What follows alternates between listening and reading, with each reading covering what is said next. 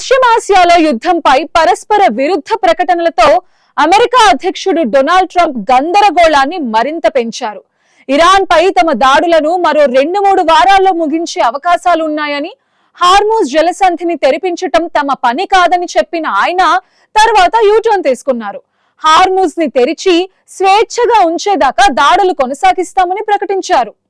అక్కడ నౌకల రాకపోకలను అడ్డుకుంటే బాంబుల వర్షంతో ఇరాన్ ని రాతి యుగం నాటి దశకు తీసుకువెళ్తామని హెచ్చరించారు. ఈ పరిణామాలతో పశ్చిమాసియాలో యుద్ధం ముగింపుపై ప్రతిష్టంభన కొనసాగుతోంది. మరోవైపు ఇరాన్ పై ఇజ్రాయెల్ భీకర వైమానిక దాడులు చేసింది.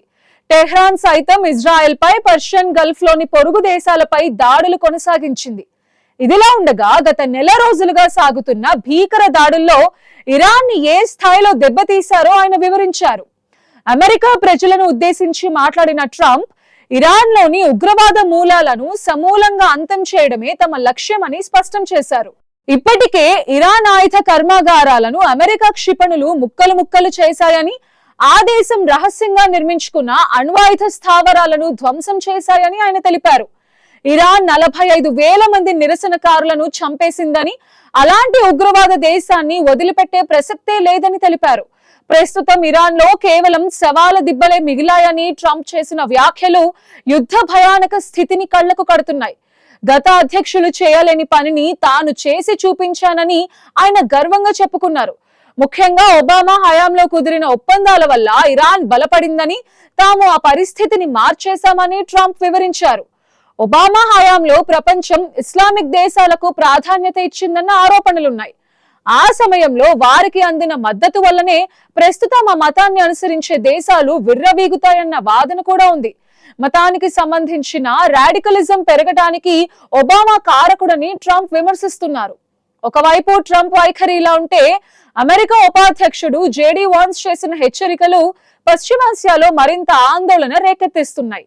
యుద్ధం మొదలై నెల రోజులు గడుస్తున్నా ఇరాన్ ఇంకా మొండిగానే వ్యవహరిస్తోందని ఆయన ఆగ్రహం వ్యక్తం చేశారు.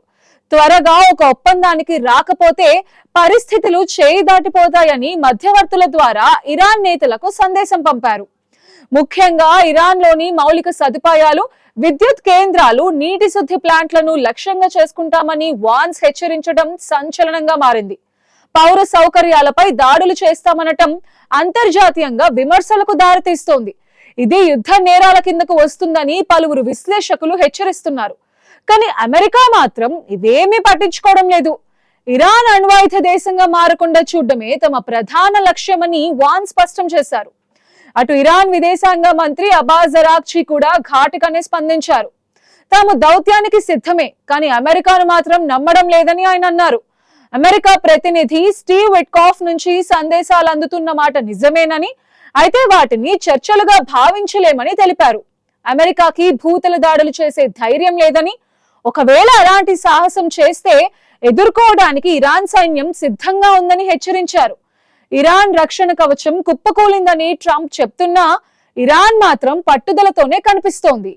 యుద్ధం ఎప్పుడు ఆగుతుందా అని ప్రపంచ దేశాలు ఆశగా ఎదురు చూస్తుంటే దాడుల తీవ్రత మాత్రం శరవేగంతో దూసుకుపోతోంది. ఒకవైపు శాంతి చర్చల వార్తలు వస్తున్నా మరోవైపు క్షిపణుల మోత ఆగడం లేదు. ఇరాన్ ప్రభుత్వం ఇప్పుడు పూర్తిగా రెవల్యూషనరీ గార్డ్స్ చేతుల్లోకి వెళ్లినట్టు తెలుస్తోంది. అధ్యక్షుడి నిర్ణయాలను పక్కన పెట్టి సైన్యమే పూర్తి పెత్తనం చేస్తోందన్న వార్తలు వస్తున్నాయి. ఇది యుద్ధాన్ని మరింత జోరందుకునేలా చేస్తోంది. ప్రస్తుతం మిడిల్ ఈస్ట్ లో జరుగుతున్న భీకర యుద్ధం కేవలం ఇరాన్, అమెరికా, ఇజ్రాయెల్ మధ్య పరిమితం కాలేదు. దీని ప్రభావం ఇప్పుడు పొరుగు దేశాల మీద కూడా పడుతోంది. ఇరాన్ తన డ్రోన్లతో కువైట్ అంతర్జాతీయ విమానాశ్రయంపై విరుచుకుపడింది. అక్కడ ఉన్న ఇంధన నిల్వ ట్యాంకులే లక్ష్యంగా దాడులు చేయటంతో భారీగా మంటలు చెలరేగాయి. ఎప్పుడూ విమానాల రాకపోకలతో బిజీగా ఉండే కువైట్ ఎయిర్పోర్ట్ ఇప్పుడు యుద్ధ క్షేత్రంలా మారింది. అలాగే ఖతార్ తీర సమీపంలో ఒక చమురు నౌకపై కూడా ఇరాన్ క్రూయిజ్ క్షిపణితో దాడి చేసింది. ఆ నౌకలో ఉన్న 21 మంది సిబ్బంది ప్రాణభయంతో సముద్రం మధ్యలోనే చిక్కుకుపోయారు. యుఏఈలోని ఫుజైరాలో జరిగిన డ్రోన్ దాడిలో ఒక వ్యక్తి మరణించగా బహ్రెయిన్ మీద కూడా ఇరాన్ క్షిపణుల వర్షం కురిపించింది. ఈ దాడుల్లో ఒక భారతీయుడు కూడా గాయపడినట్టుగా చెప్తున్నారు. జోర్దాన్, సౌదీ అరేబియా దేశాలు ఇరాన్ ప్రయోగించిన పలు క్షిపణులను గాలిలోనే నేలకూల్చినట్టు ప్రకటించాయి. తన ప్రధాన శత్రువు అయిన ఇజ్రాయెల్ పై కూడా ఇరాన్ భారీ స్థాయిలో దాడులు చేస్తోంది. దేశవ్యాప్తంగా సైరన్ల మోత వినిపిస్తోంది. ప్రజలు బంకర్లలో తలదాచుకుంటున్నారు.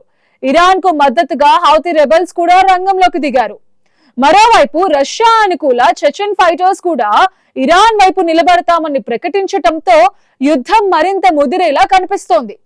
ఇరాన్ సుప్రీం నేత ముస్తఫా ఖమేనీ నుంచి వచ్చిన ప్రకటన కూడా ఇదే విషయాన్ని స్పష్టం చేస్తోంది. ఇజ్రాయెల్ వ్యతిరేక శక్తులన్నింటినీ ఏకం చేస్తామని ఆయన పిలుపునిచ్చారు. పశ్చిమాసియాలో శాంతి స్థాపనకు చైనా, పాకిస్తాన్ దేశాలు 5 సూత్రాల ప్రణాళికను ప్రతిపాదించినప్పటికీ క్షేత్రస్థాయిలో పరిస్థితి దానికి భిన్నంగా ఉంది. ఎన్ని ప్రయత్నాలు చేస్తున్నా రోజు రోజుకి దాడుల తీవ్రత పెరుగుతోందే తప్ప తగ్గటం లేదు. చమురు ధరలు పెరగటం, రవాణా వ్యవస్థ దెబ్బతినటంతో ప్రపంచ ఆర్థిక వ్యవస్థకి ముప్పు ఏర్పడింది. అమెరికా, ఇజ్రాయెల్ కూటమి ఇరాన్ రాజధాని టెహ్రాన్ ను లక్ష్యంగా చేసుకుని విరుచుకు పడుతోంది. టెహ్రాన్ నగరం నిత్యం పేలుళ్లతో దద్దరిల్లిపోతూ ఉండగా కళ తప్పుతోంది. ఒకప్పుడు బిజీగా ఉండే ఈ నగరం ఇప్పుడు నిర్మానుష్యంగా కుప్పకూలిన శిథిలాలతో అస్తవ్యస్తంగా మారింది. ఒకప్పటి అమెరికా రాయబార కార్యాలయ భవన ప్రాంగణం ఈ దాడుల్లో తీవ్రంగా దెబ్బతింది. ముఖ్యంగా టెహ్రాన్ లో ఫెంటానిల్ ఉత్పత్తి చేస్తున్న టోఫిక్దారు కర్మాగారాన్ని ఇజ్రాయెల్ బాంబులతో నేలమట్టం చేసింది. ఈ కర్మాగారాన్ని ఇరాన్ రసాయనిక ఆయుధాల తయారీకి వాడుతోందని ఇజ్రాయెల్ ఆరోపిస్తోంది. లెబనాన్ మీద కూడా ఇజ్రాయెల్ దాడుల తీవ్రత కొనసాగుతోంది. రాజధాని బీరూట్ పై జరిగిన దాడుల్లో 5గురు మరణించారు. హిజ్బుల్లా కార్యాలయాలను తాము వదిలిపెట్టబోమని ఇజ్రాయెల్ స్పష్టం చేస్తోంది. అయితే ఆశ్చర్యకరంగా ఇజ్రాయెల్ తన సైన్యాన్ని సరిహద్దుల నుంచి వెనక్కి రప్పిస్తున్నట్టు ప్రకటించింది. ఇది వ్యూహాత్మక నిర్ణయమా లేక యుద్ధం ముగింపుకు సంకేతమా అనేది అర్థం కావడం లేదు. ట్రంప్ తన లక్ష్యాన్ని చేరుకున్నానని చెప్తుంటే ఇరాన్ మాత్రం తమ ఆయుధ సంపద ఇంకా పదిలంగానే ఉందని అంటోంది. ఇరాన్ నేవీ, ఎయిర్ ఫోర్స్ ని పూర్తిగా దెబ్బతీశామని అమెరికా అనౌన్స్ చేసుకుంటోంది. కానీ పౌర మౌలిక సదుపాయాలపై దాడులు జరగటం పట్ల ప్రపంచ వ్యాప్తంగా నిరసనలు వ్యక్తం అవుతున్నాయి. యుద్ధం ఎప్పుడు నష్టాలనే మిగులుస్తుంది. అది ఇరాన్ అయినా, అమెరికా అయినా సామాన్య ప్రజలే బలి కావాల్సి వస్తోంది. అగ్ర రాజ్యాల మధ్య సాగుతున్న ఈ ఆధిపత్య పోరులో పశ్చిమాసియా మరుభూమిగా మారుతోంది. శాంతి చర్చల ప్రయత్నాలు ఒకవైపు జరుగుతున్నా క్షేత్రస్థాయిలో మాత్రం విధ్వంసం కొనసాగుతూనే ఉంది. ట్రంప్ చెప్పినట్టు రానున్న 3 రోజుల్లో యుద్ధం ముగుస్తుందా లేక ఇది మరింత పెద్ద గ్లోబల్ వార్ కి దారితీస్తుందా అనేది వేచి చూడాలి. ఏది ఏమైనా ఇరాన్ ప్రస్తుత పరిస్థితి అత్యంత దయనీయంగా మారింది. చమురు నిల్వలు, విద్యుత్ కేంద్రాలు ధ్వంసం కావటంతో ఆ దేశం అంధకారంలో మునిగిపోయింది.